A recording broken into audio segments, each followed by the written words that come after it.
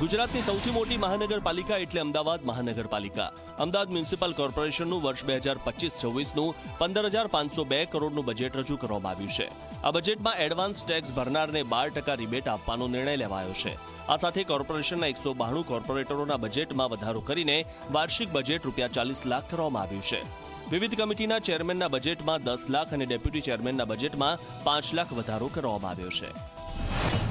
વિકસિત ભારત 2047 માન્ય દેશના વડાપ્રધાન કે ભાઈ વિકસિત ભારત એ જ રીતે વિકસિત ગુજરાત 2047 અને વિકસિત અમદાવાદ 2047 એને અનુરૂપ આ બજેટને પ્રયત્નો કરવામાં આવ્યો છે.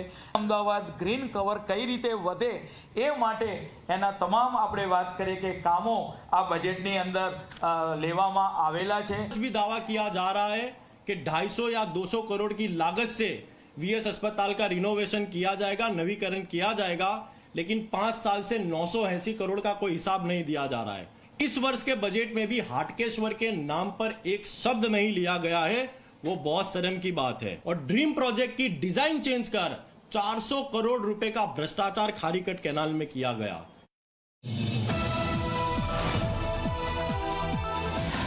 આણંદના અંકલાવમાં શ્રમિકોના